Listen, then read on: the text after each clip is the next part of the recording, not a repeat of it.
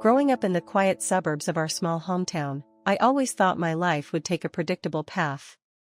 I envisioned a simple, stable life, one where I'd eventually settle down near family. That vision, however, couldn't have been further from the reality that unfolded. I'm Julia, a 27-year-old office worker. By day, I navigate the corporate world. By night, I pursue my passions of video editing, web writing, and managing my blog. It's a dual life that brings me contentment, albeit overshadowed by the complex relationships within my family. The day everything changed was ordinary at first. I left my home in the morning, the same little room I had grown up in, not knowing I'd come back to find it stripped bare. The shock began when I turned my key into the lock that evening and pushed the door open. Where there once stood a bed, a desk, and personal mementos, there was nothing. The room was empty, a hollow shell of what it had been just hours before. In the center of this stark emptiness stood my sister, Laura, the golden child of our family. Married and usually living several towns over, Laura had returned, her presence as unexpected as the barren state of my room. I remember the way she stood there, a smug smile playing across her lips as she rubbed her swollen belly. The sight of her, so unapologetic and arrogant, made my heart sink. "I'd like to have my baby in my hometown," she declared, her voice slicing through the still air. "You're in the way, sis. Could you please leave soon?" Her laughter echoed off the bare walls as she watched my reaction, a mix of disbelief and resignation. "You're just in the way since you can't even get a boyfriend. An old maid like you should be grateful," she taunted, her words sharp and cruel. It was then that I noticed everything was gone: my bed, desk, rug, even the curtains. "I threw away everything that was in the room to make it easier for you to leave," she added, her tone dismissive. Laura continued, her voice cold, "Your phone and wallet are in your commuter bag, right? So you won't die destitute. And it's about time you stop leeching off our parents and start living on your own." I felt a numbness wash over me. The idea of retrieving my belongings or confronting her further was overwhelming. I didn't want to see her face anymore. I just wanted to leave. That was all. Turning my back to her, I walked out, her laughter still ringing in my ears. "You can't say anything back, even when it's come to this. Aren't you too weak, sis?" she mocked from behind me. I ignored her, my focus only on escaping the toxic atmosphere of what was once my sanctuary. As I passed through the living room, I noticed my father on the phone, cheerful as if nothing was amiss, and my mother humming in the kitchen, oblivious to the drama unfolding. The disconnect between their behavior and the scene in my room only deepened my resolve. Stepping out into the night, I adjusted my bag on my shoulder and made my way towards the street lined with hotels. A sudden realization hit me as I walked under the streetlights, wondering who would pay the mortgage now. But in that moment, I dismissed the thought. My priority was to find refuge, somewhere to process the upheaval and plan my next steps, far from the family that no longer felt like home. The events of that day had shaken me to my core, yet life, as it often does, continued in its usual rhythms. I've always lived with my parents in the home where I grew up. Over the years, household chores had unofficially become my responsibility.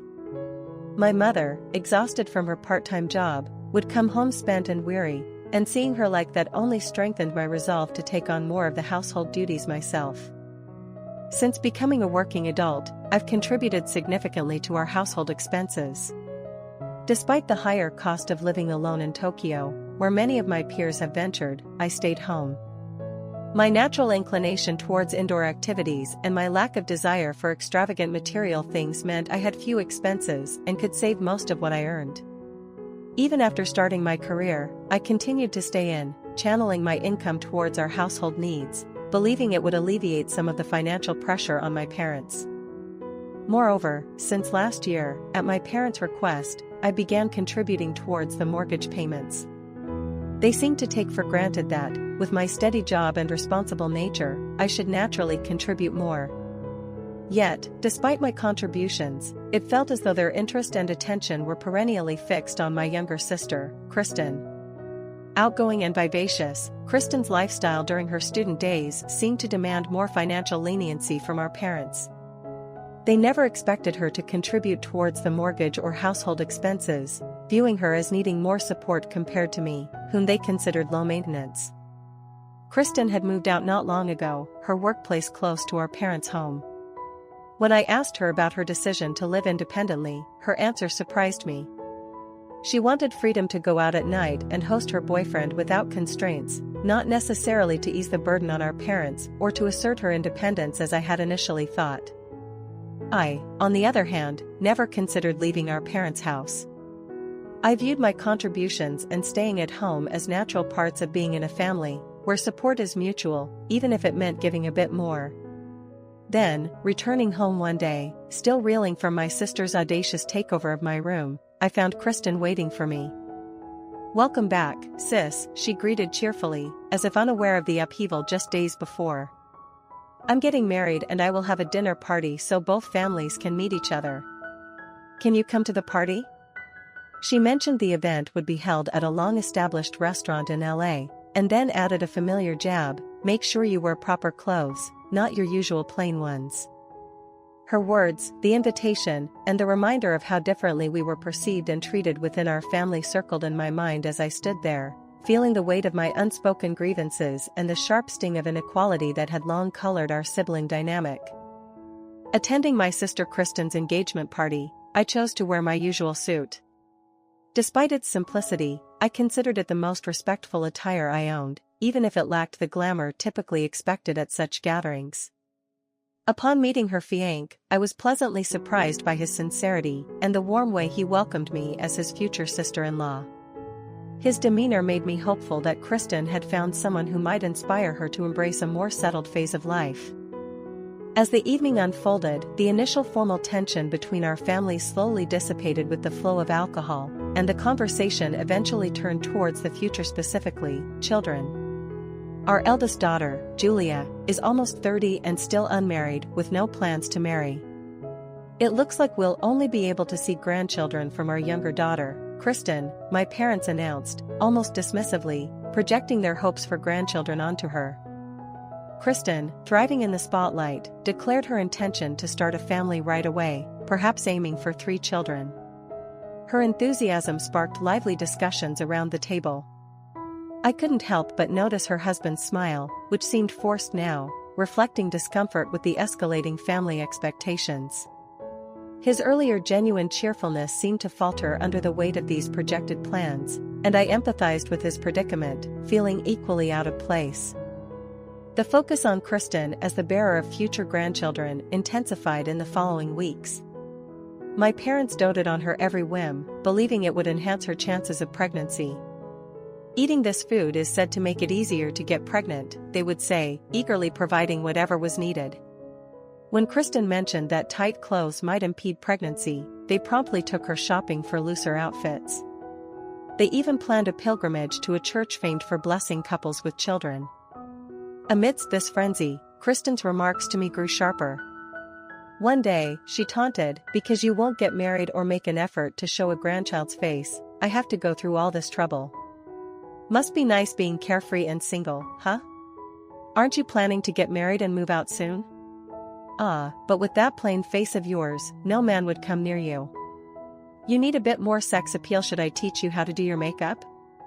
Her laughter stung, a cruel reminder of our unequal standing in the eyes of our parents.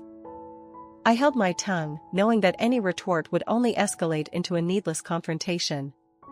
Despite her provocations, I chose silence, recognizing that this dynamic, where she was favored and I was sidelined, had long been our family's norm. As the weeks passed, Kristen's prediction for herself came true. She was expecting. Even someone as seemingly carefree as she could experience life's more profound moments. Her pregnancy seemed to validate my parents' disproportionate attention to her, cementing her status as the favored child, while I remained the pragmatic, dependable daughter, overshadowed yet integral in the shadows of our family drama. Walking into my room to find it once again emptied of my belongings was like a surreal and cruel echo of the past. My meticulous nature meant that everything had its place, and I never left things out of order. The slight opening of the door, just 4 inches, was a clear signal that something was amiss. No one else in the house would have dared to touch my things, let alone clean my room, since I had always taken care of it myself. As I stepped into the space, the emptiness was palpable. The boxes where I had carefully stored my most cherished possessions since childhood were gone. The electronic dictionary my parents had gifted me on my 10th birthday, the commuter pass case from my grandparents for my high school entrance, my diplomas, trophies, and albums, all of it had disappeared without a trace. These weren't just objects, they were the tangible pieces of my memories and achievements, lovingly preserved. Behind me, I heard Kristen's familiar laugh. "Oh, you're back, sis. I've decided to come home for my childbirth," she announced as if she hadn't just turned my world upside down. Her nonchalance was as infuriating as it was heartbreaking. I faced her, my frustration boiling over. "Kristen, where did you put my stuff in the closet?" I demanded, my voice tinged with panic. Still laughing, Kristen shrugged dismissively. "What's the rush? It wasn't anything important, right? Just junk." Being told that my precious belongings were junk ignited a fury within me that I had never experienced before. "It might be junk to you, but it's important to me. Give it back now. It's insane to move all someone's belongings out when they're not home," I shouted, my voice louder and more forceful than I had ever used with her before. Kristen looked surprised at my outburst, then her expression shifted to one of mild annoyance. "I've already thrown it away," she admitted nonchalantly. "It's already been taken by the garbage truck. I can't give them back." I was stunned, the gravity of her. How could she just dispose of my life's memories so carelessly? My voice cracked as I demanded, "Put everything back right now." But Kristen only looked at me with disdain. "What's the big deal? You're getting so angry over some junk. Are you crazy? Don't yell like that, it's bad for the baby," she said, patting her belly as if to emphasize her point over my own grievances. As she continued to justify her actions, my sense of betrayal deepened. The home I had grown up in, where I had always felt safe and respected, now felt like foreign territory, commandeered by someone who clearly didn't value my feelings or my past. The revelation that Kristen intended not only to have her child in our family home, but also to stay indefinitely, was staggering. She and her husband, Matt, had decided it was best for them, apparently oblivious to the strain it would put on everyone else living there. "It's too small with just my room, that's why I decided to use your room too. You understand, right? You're such a filial piety failure," she declared, her words dripping with entitlement and disregard for my feelings. Her accusation struck a nerve. To be called a failure in filial piety when I had consistently supported our parents financially and emotionally was both hurtful and ironic. Her plan to make her temporary return a permanent arrangement without a family discussion was not only presumptuous but disrespectful. Do you even realize you're being a failure in filial piety? Staying at home without getting married, and as the eldest daughter, not even bringing in a son-in-law. I'll show them a grandchild's face and create a life where we can live together and see each other every day. Who do you think is doing more for our parents? She ranted, framing her decisions as somehow noble. Her words were like a slap, blaming me for the choices I had made or rather, had not made regarding marriage and children. Kristen seemed to think that her decision to bring a grandchild into the family outweighed any contribution I had made. As I began to respond, to express how unfair it was to decide to use my room without my consent, she interrupted me with a loud bang on my room's door. "Shut up. See, you're always like this, making a fuss. That's why I made it so you have no choice but to leave. It's annoying," she yelled through the door, her voice harsh and dismissive. Her words, her banging on the door, and her complete disregard for my feelings, crystallized something within me. "Then, as you wish, I'll just leave," I said, my voice cold and distant.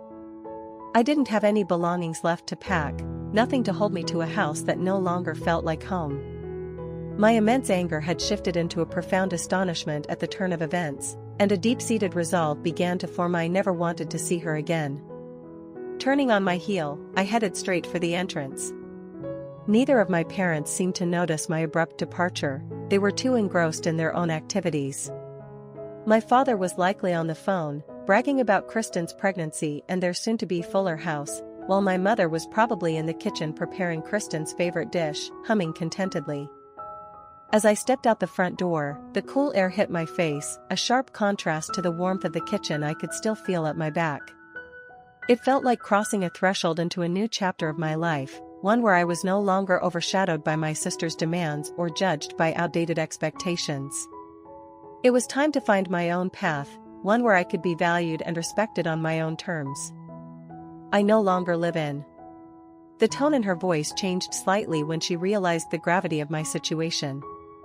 Reflecting on the disparity in how my sister and I had been treated over the years, I realized that from childhood, my sister had a knack for charming our parents. That charm seemed to grant her a special status in the family, one that exempted her from financial responsibilities and household duties. Despite this imbalance, I had not only accepted it but also supported it by shouldering a disproportionate share of the household expenses and the mortgage payments. However, after my sister's recent actions and my subsequent departure, I had to reassess my role and the expectations placed upon me. When my mother called, her voice laced with panic, to ask about the unpaid mortgage, I felt a mix of frustration and vindication. "Julia, we've received a notice for unpaid mortgage." "When I checked, there was no money in your father's account," she said, clearly distressed. Her immediate assumption that I might have withdrawn the funds took me aback, but I maintained my composure. "I haven't withdrawn anything. I just stopped making deposits." "If there's an unpaid mortgage, it means the withdrawal couldn't be made because there wasn't enough balance on the withdrawal date," I explained. "You didn't make a deposit? Why?" Her confusion was palpable, as if the possibility of my stopping payments had never occurred to her. It was agreed that I'd contribute to the living expenses and the mortgage while I was living at home. Once I left, I obviously wouldn't continue to pay. "I don't live there anymore," I stated, the words forming a clear boundary I had never set before. There was a pause, a soft gasp from her end as the realization set in. "So you don't need to pay the living expenses, you're right. But could you still contribute to the mortgage? Even living on your own, you should have some leeway, right?" "Sorry, but I can't," I replied, firm yet calm. "My current rent alone is $5,000. I'm stretched thin as it is, covering my own living costs, let alone paying for a mortgage on a house I no longer live in." The conversation marked a turning point. For years, my financial contributions had been taken for granted, a fact made painfully clear by my sister's assumption that she could claim my room and belongings without consideration. Now, stepping away from that dynamic, I was setting new boundaries, ones that respected my independence and financial responsibilities to myself. As I ended the call, a sense of relief washed over me. It was the first step toward defining my own space and obligations, away from the overshadowing influence of my family's expectations. This newfound clarity wasn't just about financial independence, it was about redefining my worth and role outside the confines of familial obligations. "She plans to stay indefinitely. That means they should start contributing to the household," I continued, trying to maintain an even tone despite the frustration welling up inside me. "Just like I did." The silence on the other end of the phone grew heavy, a tangible cloud of unease between us. Finally, my mother spoke, her voice tinged with desperation. "But they just started their family. They need to save every penny. It's different with you, Julia. You've always been more responsible, and we thought dash." I cut her off, feeling the weight of years of unfair expectations pressing down on me. "No, Mom, it's not different. Responsibility isn't just for those who are single or without children. We all have roles to play, and now that Kristen has her own family, she needs to understand what that entails financially. You can't keep shielding her from reality or from her obligations." I paused, gathering my thoughts before adding, "And as for the notion that I'm just an ordinary employee, yes, that may be true, but I've managed to save and plan my finances effectively. I've been freelancing extensively, which has significantly boosted my income. This isn't just about the money, it's about respect and responsibility, something that's been unevenly distributed in this family for far too long. There was another pause, longer this time. My mother's voice when it came was softer, almost resigned. "I didn't realize you felt this way, Julia. We just always thought you'd be here, helping out like you always did." "That's exactly the problem," I replied, my voice calm but firm. "You just assumed I would always be here, supporting everyone else without a thought for what I might need or want. Kristen is no longer a child, and neither am I. We both deserve to lead our own lives, independent but supportive in a way that's fair and balanced." I could almost hear my mother processing this, the gears slowly turning as she considered my words. "What would you have us do then?" she finally asked, her tone indicating a willingness to understand, perhaps for the first time. "Start by having a conversation with Kristen and Matt about their plans and how they intend to contribute, not just with one-off expenses but regularly, as part of the household. It's only fair. If they're going to live there indefinitely, they should also bear part of the financial responsibility." "And what about you?" she asked, a slight quiver in her voice. "I need to build my own life, Mom. I will always be here for you and Dad, but from a distance that allows me to grow and not just give." This might be hard to hear, but it's necessary for all of us. The call ended with promises to talk more and reassess how things were handled in our family. As I hung up, I felt a mix of relief and sorrow. Stepping back had been hard, but necessary, a boundary finally drawn to protect my well-being and foster a healthier relationship with my family. The road ahead would be challenging, but for the first time in a long time, I felt ready to face it, knowing I had started to pave the way towards a more balanced family dynamic. That I was making a huge mistake by moving out on my own was further from the truth than she could ever imagine. The high-rise apartment was not just a place of residence, it became my sanctuary, a space where I could breathe freely without the constant pressure and expectations that had once stifled me at home. As I stood by the window of my new apartment on the 25th floor, looking down at the tiny, indistinct figures bustling about their daily lives, a sense of profound relief washed over me. The decision to distance myself from my family's dynamics, though painful, was proving to be the right one. Here, in my lofty retreat, I felt liberated from the familial obligations that had once weighed me down. My mother's bewildered reaction during our last conversation lingered in my mind. She couldn't understand my need for separation, viewing it through the lens of familial duty and traditional roles that no longer aligned with who I was becoming. This disconnect between us was not new, but it had reached a breaking point. Her failure to recognize the disparity in how my sister and I were treated, and her inability to appreciate the efforts I had made, highlighted a fundamental misunderstanding of my values and aspirations. The quiet of the apartment was a stark contrast to the emotional turmoil that had characterized my former home. In this new setting, I was not just surviving, I was thriving. My freelance work had blossomed, bringing in more than enough to sustain my lifestyle and allowing me to save aggressively. The irony was not lost on me. The same mother who worried incessantly about money when I was at home had no idea about the extent of my financial capabilities now. Moreover, the choice to live in it represented the heights I could reach when unencumbered by my family's expectations. Each piece of furniture I chose, each item I placed in the apartment, was a testament to my independence and self-sufficiency. It was here that I could indulge in my dreams, pursue my ambitions, and reshape my identity on my own terms.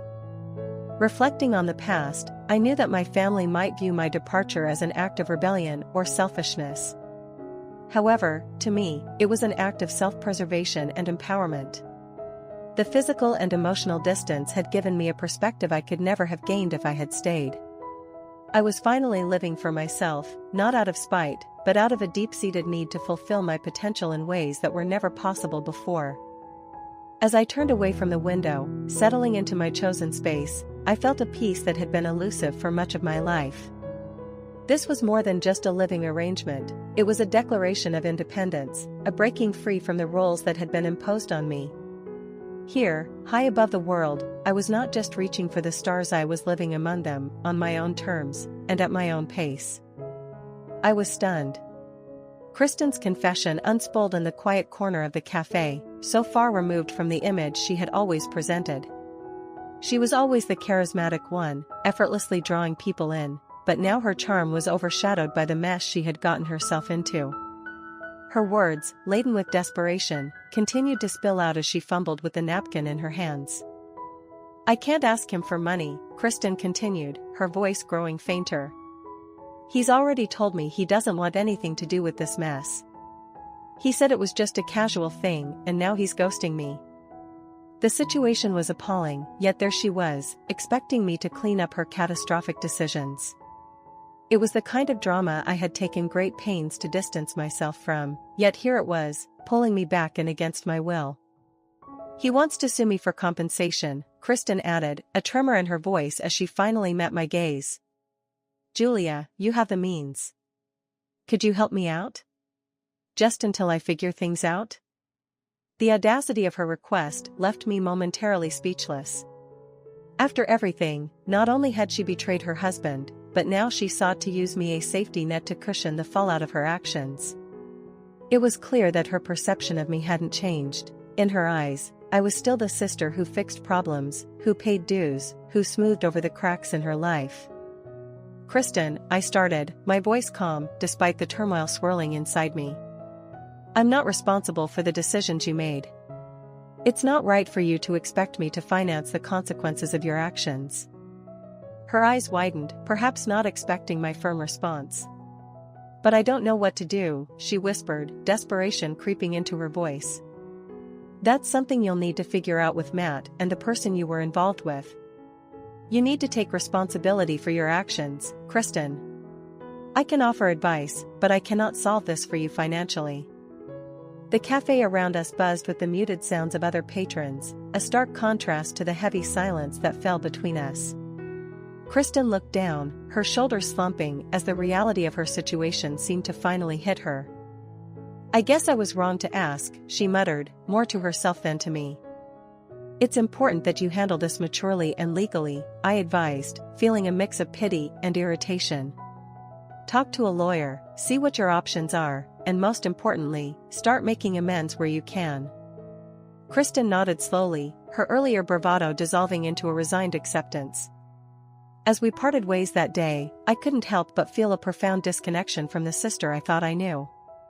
The luxurious life in my high-rise apartment suddenly seemed not just a choice for comfort, but a necessary refuge from the chaos that seemed to follow her. Back in my serene apartment, overlooking the cityscape, I pondered the twisted irony of our paths. My decision to separate myself from family dramas was reaffirmed, solidifying my resolve to maintain this necessary boundary. The peaceful life I had built was mine to protect, and I was determined to keep it that way. I could see Kristen's face, distorted with fury and desperation, glaring back at me from the intercom screen. The security personnel answered promptly, their voice a calm contrast to the chaos unfolding at my doorstep. "Security desk, how can I help you?" The voice came through clear and professional. "There's someone at my door harassing me, my sister. She's not supposed to be here, and she's causing a disturbance. Can you please come up and handle this?" I explained, my voice steady, despite the pounding of my heart. "Absolutely, we'll send someone up immediately. Please stay inside and keep the door locked," the security officer instructed. I thanked them and hung up, turning back to the intercom where Kristen was still spewing vitriol. Ignoring her continued insults, I waited anxiously for security to arrive. It wasn't long before I heard footsteps in the hallway, followed by a firm knock on my door. Opening the door just a crack, I saw two security officers standing there. One spoke up, "Ma'am, we understand there's a situation. We're here to escort your visitor off the property." Grateful, I nodded and stepped back, allowing them access to the intercom. The officers were professional, addressing Kristen firmly and without escalation. "Ma'am, you need to leave the premises now. You are causing a disturbance, and it's not tolerated." Kristen's anger seemed to peak, her face contorting as she shouted back at them. But the security officers were unmoved. They escorted her to the elevator, ensuring she left the building. After the officers confirmed she had left, one of them turned to me. "Is there anything else you need? Would you like us to remain here for a while?" "No, thank you," I replied, feeling a mix of relief and residual fear. "I appreciate your help." As they left, I closed the door, my back pressed against it as the adrenaline began to fade. The confrontation with Kristen had left me rattled, but the swift response from the building's security reassured me that I was not alone in dealing with such threats. I walked back to the living room window, the city lights sprawling before me. This apartment was supposed to be my sanctuary, a place far removed from the toxicity of my previous home life. Yet Kristen had breached that sanctuary, driven by desperation and entitlement. Determined to prevent any further breaches of my peace, I decided it was time to take additional measures. I would update my security settings, perhaps install a camera at the door, and notify my building management about my sister's erratic behavior. It was clear now that establishing physical and emotional boundaries with Kristen was not just necessary, it was essential for my safety and well-being. As the city buzzed below, a sense of resolve fortified within me.